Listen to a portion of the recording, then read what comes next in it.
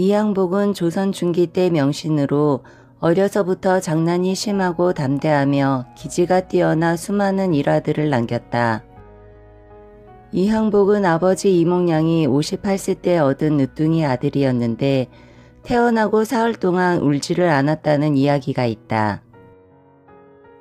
행여 아이가 죽지는 않을까 걱정하던 중에 그 집을 자주 드나들던 박견이라는 점쟁이를 불러 점을 쳐보게 하였다. 박견은 한참 동안 산통을 흔들더니 느닷없이 어린아이 앞에 넙죽 엎드렸다.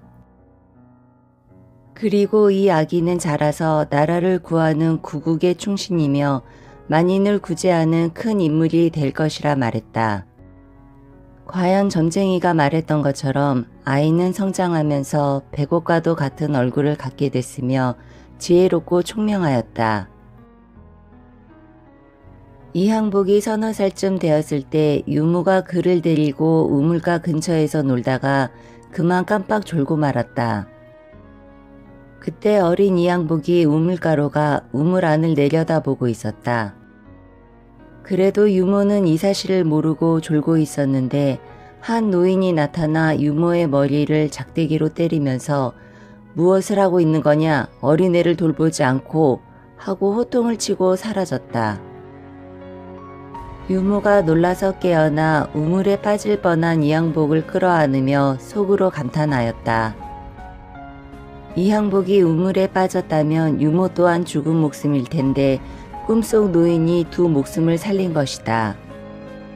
그런데 신기하게 작대기로 맞은 곳이 밤톨만큼 부어 있었다. 그리고 며칠 후 유모는 사당을 정리하다 꿈에 본 할아버지 영정을 보았고 그분이 이항복의 반계 조상인 익제이재연인 걸 알고 집안 사람들은 더욱 신기한 생각을 하게 되었다. 임진왜란이 있기 전 이항복이 절친한 사이였던 하느 이덕형을 찾아가 나라를 걱정하며 이런저런 이야기를 나누고 있었다. 그런데 갑자기 산에서부터 생긴 상서로운 빛이 두 사람이 있는 창가에 비춰왔다. 그로부터 며칠이 지난 후 이항복이 두어 명의 친구와 함께 술자리를 하고 있었는데 하인이 들어와 지금 삼각산에 산다는 신옥두라는 사람이 찾아와 영감님을 뵙겠다고 합니다. 하오나 소인의 눈에는 아무것도 보이지 않고 오직 말소리만 들립니다. 어떻게 할까요? 하고 아뢰었다. 이항복은 신옥두라는 이름을 중얼거리다가 자신이 알지 못하는 사람인데 혹시 귀신일지도 모르겠다고 했다. 그러나 그렇다고 하더라도 멀리서 자신을 찾아왔는데 어찌 안 볼 수 있겠냐며 들어오시게 하고 술 한 상을 더 차려오라고 했다. 이항복과 같이 있던 사람들에게는 아무것도 보이지 않았는데 이항복만 미친 사람처럼 신옥두라고 하기에 누구인지 몰랐는데 두억신이라는 말이었군요. 두억신이 어찌 일부러 나를 찾아오셨소 하며 술을 권하고 무슨 이야기인지 한동안 주고받았다. 같이 있던 사람들은 눈이 휘둥그레져 물러가려 했는데 이항복이 그들을 제지하며 기다리라고 했다. 잠시 후 이항복은 마루 끝까지 마중을 나갔다 돌아와 그와 나눈 이야기를 해주었다. 그는 삼각산에서 내려온 두억신인데 내월에 나라에 큰 난리가 일어나 백성들의 3분의 2가 죽을 것인데 세상 사람들은 아무것도 모르고 태평한 세월을 보내고 있소. 주상께서는 의주로 몽진하셔서 구원병을 청해 종묘와 사직을 보존하실 것이며 우리나라의 수군과 육군에서도 중신이 나와 나라를 구원하겠으나 오랜 동안 큰 고생을 할 것이라 하네.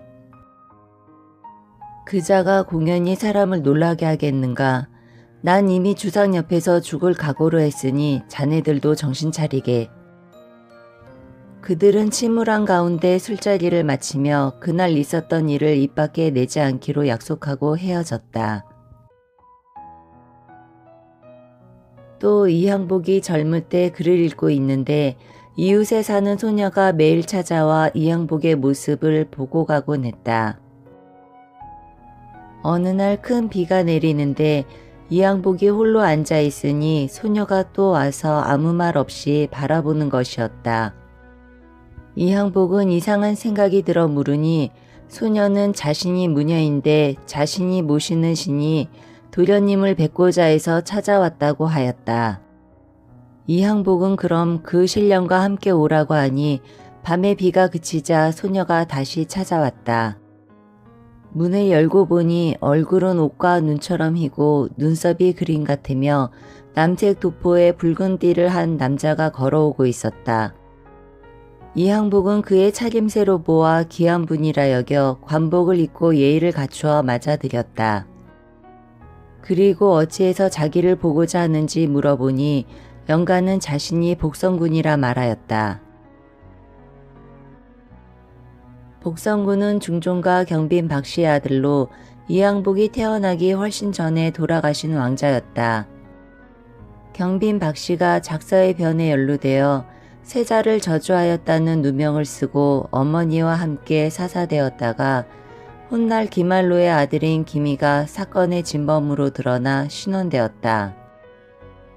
그는 억울한 죽음으로 원통함을 가슴에 안고 있어 세간의 공론이 어떠한지 듣고 싶어 했다. 그러나 사람들이 심약하여 영가인 자신을 가까이 할 수 있는 사람을 만나지 못하였으나 이항복은 비록 젊지만 훗날 매우 귀하게 될 것이며 기백이 있어 자신을 만날 수 있을 것 같아 찾아왔다고 하였다.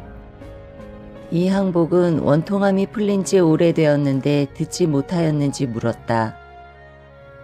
복성군은 제사 때 알려주어서 알고는 있지만 그것은 친지들이 자신을 위로하려 하는 이야기 같다며 자신에 대한 세상 사람들의 여론이 알고 싶다고 하였다.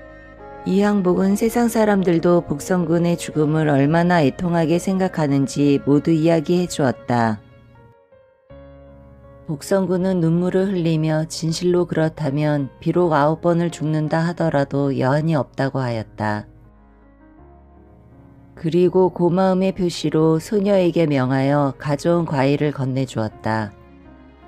이항복은 복성군을 전송하려 몇 걸음 쫓아갔지만 복성군은 홀연히 사라지고 없었다.